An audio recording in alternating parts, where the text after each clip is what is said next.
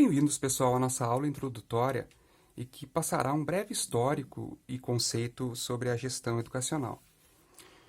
Mas, antes de tudo, é muito importante estabelecermos a relação entre educação e sociedade. Pode parecer óbvio para alguns, mas há um vínculo inegável entre educação e sociedade. Perceba um pouco à sua volta o quanto escolas absorvem ideias, práticas, mudanças sociais e principalmente avanços tecnológicos.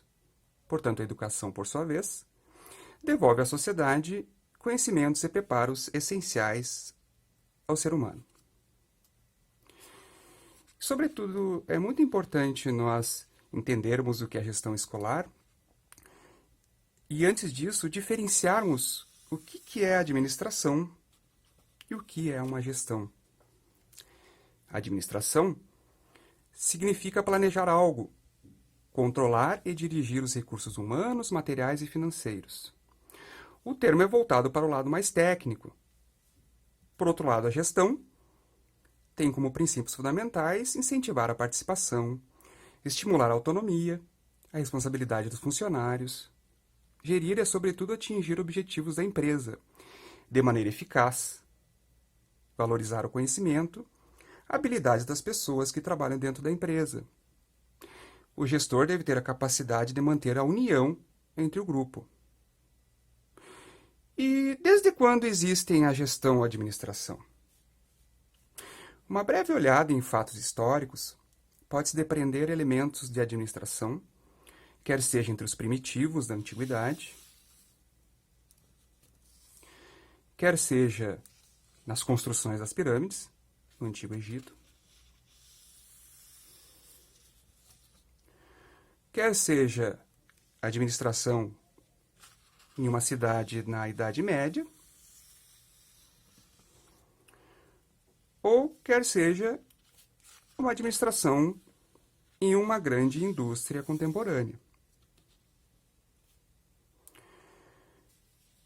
Como não dizer que eles não administravam algo, não é mesmo?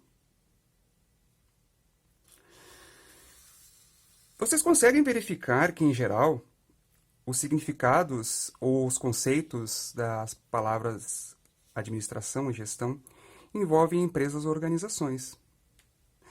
Mas atribuiu-se também a palavra gestão à educação, ao que chamamos gestão educacional, que tem diferenças da simples administração escolar. Apesar disto, muitos autores ou estudiosos do tema pensam ser adequado iniciar o estudo ou histórico da gestão educacional e a administração escolar, vinculando-as à evolução histórica da administração. Venham comigo que eu vou mostrar para vocês.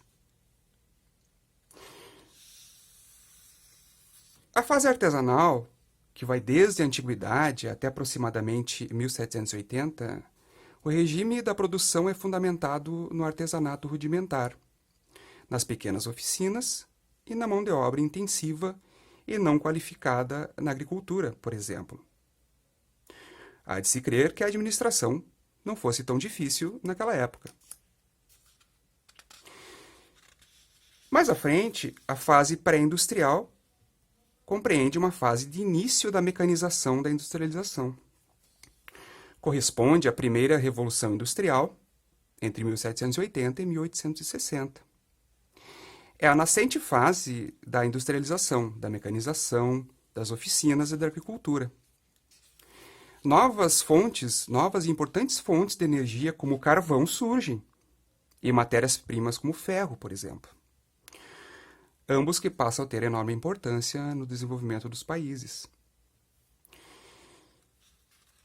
Mais à frente, temos o início da fase do desenvolvimento industrial propriamente dito. Produção nas fábricas, foco da produção em massa. Essa corresponde à segunda revolução industrial. Dá-se a substituição do ferro pelo aço como material industrial e do vapor pela eletricidade e pelos derivados de petróleo como principais fontes de energia. A partir disso, surge nesta fase, então, o motor à explosão, o motor elétrico, por exemplo. E nos transportes, mudanças significativas com o automóvel e o avião. Mais à frente, o gigantismo industrial é a fase entre as duas grandes guerras, entre 1914 e 1941, nos quais se utiliza organização e tecnologia avançada para fins bélicos. É a fase em que as empresas atingem proporções enormes, atuando em operações de âmbito internacional. Ocorre o predomínio de aplicações técnico-científicas, o uso de materiais petroquímicos, intensificação da navegação de grande porte, estradas de ferro e rodovias. Aprimoramento do automóvel também, e do avião. As comunicações também se tornam muito mais rápidas. O rádio e a televisão aparecem.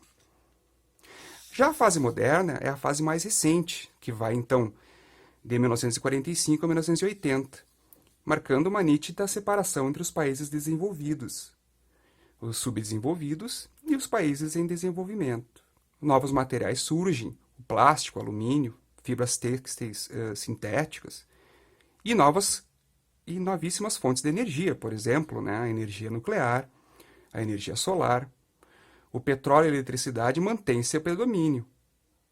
Novas tecnologias, o circuito integrado, o transistor, ocasionando o surgimento da TV colorida, o computador, TV por satélite. Porém, a escassez de recursos, a inflação, os juros, custos em contínua acessão, ajudam a complicar o ambiente, transformando-se num mundo cada vez menor, sem fronteiras, complexo e mutável, ocasionando a incerteza e a imprevisibilidade do que vai acontecer. Já a fase mais recente ainda é a globalização, globalismo, até 1980, carregada de desafios, dificuldades, toda sorte de adversidades. É a fase em que o ambiente externo se caracteriza por uma complexidade e mutabilidade que as empresas não conseguem decifrar e interpretar adequadamente. O mercado se comporta de forma muito acirrada através da concorrência. A dificuldade de entender suas relações e as ações dos concorrentes também. Isso significa que a maneira tradicional de administrar e de fazer as coisas como elas sempre foram feitas no passado não proporcionaram os resultados adequados. Tudo mudou. Dá-se então a terceira revolução industrial, era do computador, da informática. Então, conforme destacamos anteriormente, muitos autores estudiosos do tema têm como hábito iniciar o estudo ou histórico da gestão educacional, vinculando-a à evolução histórica da administração. Foi o que fizemos até esse momento. Tá? Então, até a próxima aula, que será a segunda parte da nossa aula breve sobre introdução à gestão educacional. Obrigado.